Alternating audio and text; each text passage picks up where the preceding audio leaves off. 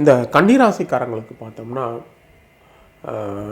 ஜென்மத்தில் கேது பகவானின் சஞ்சாரம் 2024 பொறுத்த வரைக்கும் ஜென்மத்தில் கேது பகவானின் சஞ்சாரம், 7ஆம் இடத்துல ராகு பகவானின் சஞ்சாரம், குரு பகவானின் சஞ்சாரம் பார்க்கும் பொழுது ஏப்ரல் மாதத்துக்கு பிறகு ரிஷபராசிக்கு வந்துட்டதுனால ரிஷபத்துலேருந்து குரு பகவான் வந்து அவங்க ராசியும் ஜென்ம கேதுவையும் பார்க்கறதுனால ஏப்ரல் மாதத்திலிருந்தே மிகப்பெரிய நற்பலன்களை எல்லாம் இந்த கன்னிராசிக்காரர்கள் அனுபவிச்சிருப்பாங்க. ஏன்னா கேதுவால் வரக்கூடிய தீய பலன், ஜென்ம கேதுனா மனக்குழப்பம், விரக்தி, வெறுப்பு இதெல்லாம் கொடுக்கும். அந்த கேதுவையும் குரு பகவான் பார்க்கறதுனால நல்ல அற்புதமான பலன்கள் நடந்திருக்கு. அதே நேரத்தில் சனி பகவானும் 6ஆம் இடத்தை சஞ்சனம் பொருளாதார நிலையில் ஒரு நல்ல முன்னேற்றம், எல்லா வகையிலும் அனுகூலமான எடுக்கும் முயற்சிகள் எல்லாம் வெற்றி, இந்த மாதிரி அற்புதமான பலன்களை நம்ம கன்னிராசிக்காரங்க அனுபவிச்சிருப்பாங்க.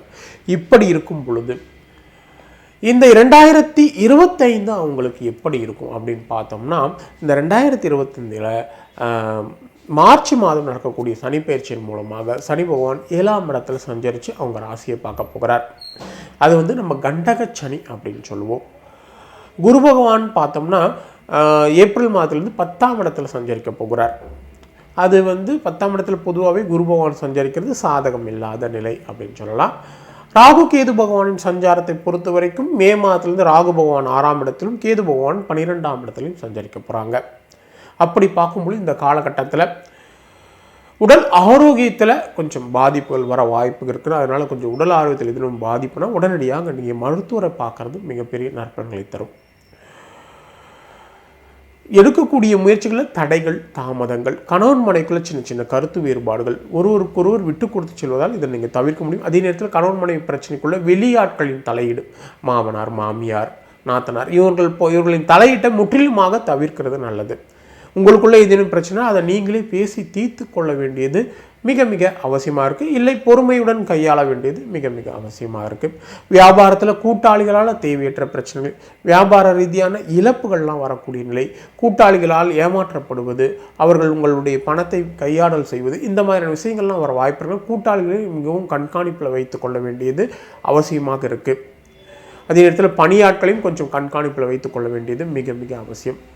தொழில் மற்றும் உத்தியோக ரீதியாக சில இழப்புகளும், தொழிலில் மாற்றங்கள், உத்தியோக இழப்புகள், உத்தியோகத்தில் மாற்றங்கள்லாம் வர வாய்ப்பு இருக்கிறதுனால கொஞ்சம் கவனமாக இருக்கணும்.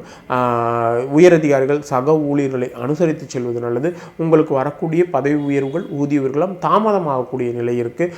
சில நேரங்களில் உங்கள் தகுதிக்கு குறைவான, உங்களுக்கு தொடர்பில்லாத பணிகளை செய்ய நீங்கள் நிர்பந்திக்கப்படக்கூடிய சூழலும் ஏற்படலாம். கொஞ்சம் அந்த விஷயத்தில் கவனமாக இருக்க வேண்டியது அவசியம். 12ஆம் இடத்தில் கேதுவின் சஞ்சாரங்கள் நீண்ட நாளாக நீங்கள் போக வேண்டும் என்று நினைத்திருந்த ஆலயங்களுக்கெல்லாம் நீங்கள் சென்று வரக்கூடிய சூழல் ஏற்படும். பக்தி, ஆன்மீகத்திலையும் பக்தியிலையும் உங்களுக்கு மனம் அதிகமாக லயிக்கக்கூடிய காலகட்டமாக இருக்கும். 6ஆம் இடத்துல ராகு பகவானின் சஞ்சாரம் உங்களுக்கு இருக்கிறதுனால எடுக்கக்கூடிய முயற்சிகளில் தடைகள், தாமதங்கள் இருந்தாலும் விடாமுயற்சியால் நீங்கள் வெற்றி பெறக்கூடிய நிலை, எதிரிகளை வெல்லக்கூடிய ஆற்றல், பொருளாதார நிலையில் மிகப்பெரிய மேம்பாடு, முக்கிய பிறகு நட்பு, அதன் மூலம் மிகப்பெரிய ஆதாயமெல்லாம் நடக்கக்கூடிய காலகட்டமாக உங்களுக்கு இருக்க போகிறது. இருப்பினும் உங்களுடைய தனிப்பட்ட ஜாதகம், அதாவது நீங்கள் புதிதாக ஏதேனும் தொழில் தொடங்க போகிறீங்க, இந்த புதிய முயற்சிகள் எதுவும் மேற்கொள்கிறீங்க, உங்கள் தனிப்பட்ட ஜாதகத்தை நீங்கள் பார்த்து கொள்ள வேண்டியது அவசியம்.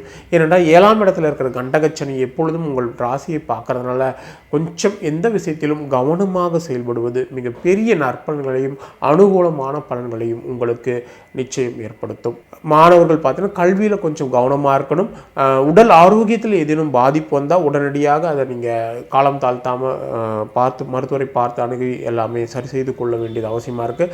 அரசியல்வாதிகள் தலைமையிடம் கொஞ்சம் கவனமாக இருக்க வேண்டியது அவசியமாக, தலைமையை கட்டுப்பட்டு நீங்கள் செயல்பட வேண்டியது மிக மிக அவசியம். உங்களுடைய சகாக்களை கவனமாக கையாளுங்க. கன்னிராசினருக்கு ஒரு சிறந்த பரிகாரம் அப்படின்னு நம்ம பார்க்கும்போது ஒரே நேர்கோட்டில் இருக்கிற நரசிம்மர் கோயில், அதாவது விழுப்புரம் அருகே ஒரே நேர்கோட்டில் நரசிம்மர் கோயில் இருக்குது. அந்த நரசிம்மர் கோயில்கள் 3 கோயில்கள், ஒன்று சிங்கிரி கோயில், பூவரசன் குப்பம், பரிக்கல், இந்த 3 ஆலயங்களையும் ஒரு சுவாதி நட்சத்திரத்தன்று தரிசனம் செய்வது அல்லது ஏதேனும் சனிக்கிழமை அல்லது ஞாயிற்றுக்கிழமையில் சென்று தரிசனம் செய்வது உங்கள் ராசிக்கு ஒரு சிறந்த பரிகாரமாக நிச்சயம் அமையும்.